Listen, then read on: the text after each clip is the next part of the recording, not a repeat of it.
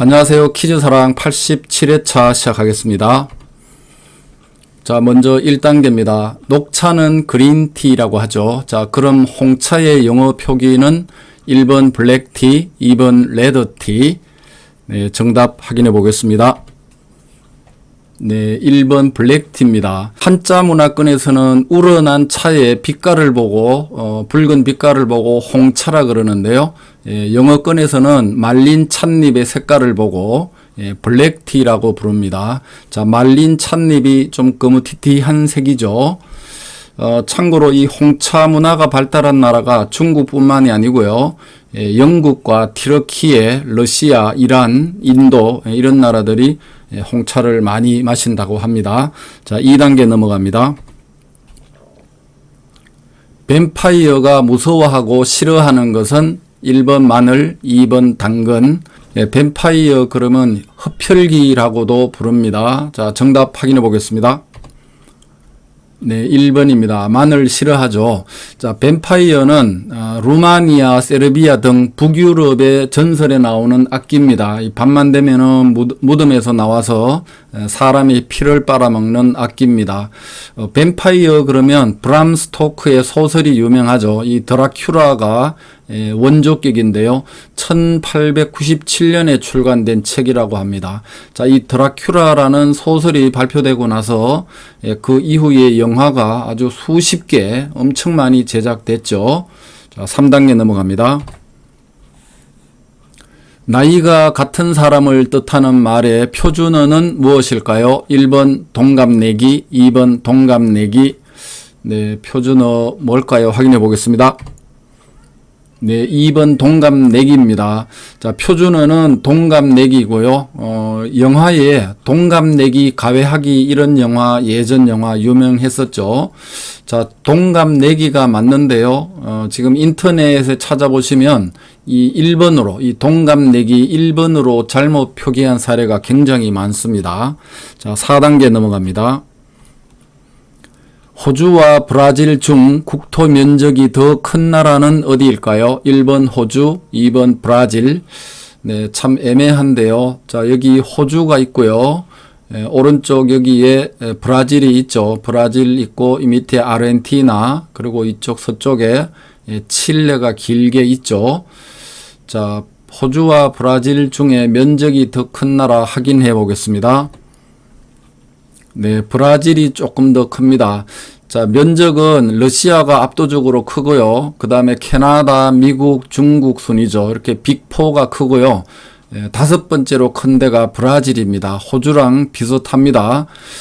브라질이 851만 제곱키로, 호주가 774만 제곱키로니까 한 1.1배, 한 10% 정도 브라질이 더 큽니다. 참고로 인구는요, 브라질이 2억 1,600만 명이고요.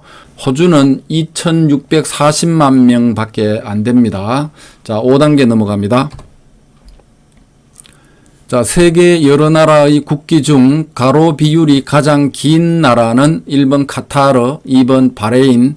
오른쪽 상단에 여기 국기 있죠. 가로로 굉장히 깁니다. 자, 이 나라 어느 나라 국기일까요? 확인해 보겠습니다.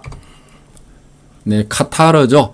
자, 카타르는 수도가 도하고요. 작년에 월드컵 개최했던 나라죠.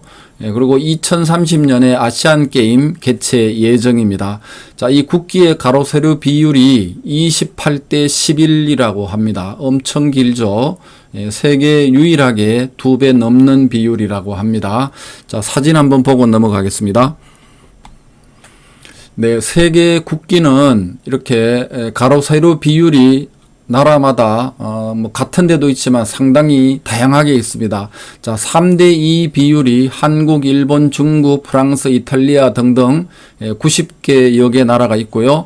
2대1 비율은 북한, 몽골, 필리핀, 영국 등등 53개국이 있고요. 5대3 비율인 나라는 독일 등등 17개국이고요.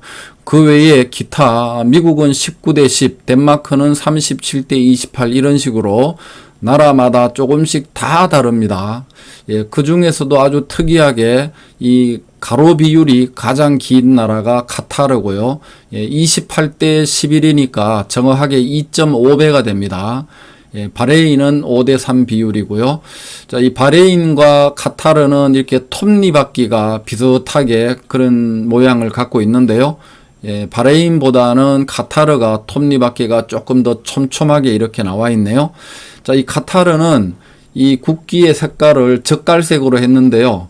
이 원래 햇빛이 굉장히 강한 나라라서 햇빛에 노출되면은 금방 색깔이 변하기 때문에 아예 이 빛바랜 색으로 처음부터 그렇게 정했다고 합니다.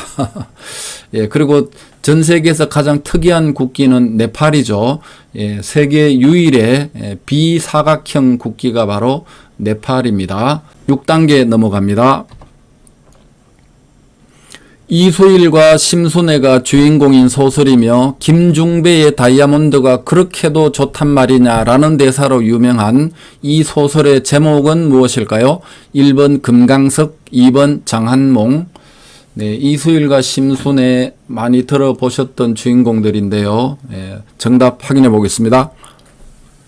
네, 2번 장한몽입니다. 자, 이 장한몽은 일본의 소설 금색 야차 원작으로 해서 조중환이 장한몽으로 번안한 소설입니다.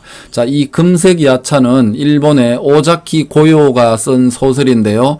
요미르 신문에 연재되었는데 이 작자가 중간에 위암으로 요절했기 때문에 미완성으로 끝난 소설입니다. 자, 근데 이 소설을 조중환이 번안해서 매일신문에 연재를 했고요. 후반부에는 원작이 없기 때문에 창작을 했죠. 예, 근데 원작보다도 오히려 더 내용은 풍부하다고 합니다. 자, 참고로 이 번안 소설인데요. 번안은 번역 소설과는 다른 게 번역 소설은 말 그대로 번역하는 거고요. 번안 소설은 이 원작 내용과 줄거리는 그대로 두지만 뭐 풍속이나 인명이나 지명 이런 거는 자기 나라와 시대 상황에 맞게 고치는 거를 번안이라고 합니다. 자, 그런데 아주 또 특이한 사실은 2000년에 그 일본인 학자가 밝혔는데요. 이 금색 야차가 원작 소설이 아니고 영국의 여류 작가 여자보다 약한 것이라는 소설을 번안했다는 게 2000년에 와서야 밝혀졌습니다. 이 영국의 여류 작가 버사 클레이라고 있는데요. 이 사람이 쓴 소설을 번안했다는 게 뒤늦게 이렇게 밝혀진 거죠. 그래서 결국은 이 조중환이 쓴 장한몽은 번안 소설을 번안한, 그러니까 3차 번안 소설인 셈이죠. 근데 어쨌든 간에 이 장한몽이 이때 당시에 1910년대 당시에 인기가 굉장히 좋았기 때문에 이 연재가 끝나기도 전에 연극 무대에 올려졌고요. 나중에 영화로도 7편이나 제작됐다고 합니다. 자, 마지막 7단계 넘어갑니다. 태풍에 대한 설명 중 옳지 않은 것은 무엇일까요? 1번 발생 지역에 따라 타이푼, 사이클론, 허리케인으로 불린다. 2번 중심 기압이 높을수록 태풍의 힘은 강해진다. 3번 태풍 진로의 오른쪽 지역이 피해가 크다. 네, 태풍 이제 곧 올 때 됐는데요. 자, 매년 태풍이 한 30개 정도 발생된다고 합니다. 자, 7월에서 10월 사이에 많이 발생하고요. 요즘에는 가을 태풍이 점점 증가하고 있다, 그런 뉴스가 있네요. 자, 정답 확인해 보겠습니다.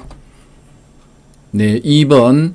자, 중심 기압을 헥토파스칼이라고 하는데요. 이 중심 기압이 낮을수록 주변 공기를 빨아들이는 힘이 강해서 더 강한 태풍이 된다고 합니다. 북서태평양에서 발생하는 것은 타이푼이라 그러고요. 이 인도양과 남태평양에서 발생하는 것은 사이클론, 그리고 북대서양에서 발생하는 거, 주로 미국, 캐나다에 피해주는 게 허리케인이죠. 7개 다 맞췄습니다. 자, 오늘은 몇 개 맞추셨는지요? 자, 조용할 때 한꺼번에 몰아서 시청하는 방법을 알려드리겠습니다. 퀴즈 사랑 로고를 누르시면 재생 목록이라는 글씨가 뜰 겁니다. 자, 그 재생 목록을 누르시면 제가 10개 단어씩 묶어놨는데요. 이 한꺼번에 최장 10개씩 시청할 수 있습니다. 자, 다음 주 화요일 저녁 88회차에서 찾아뵙겠습니다. 감사합니다.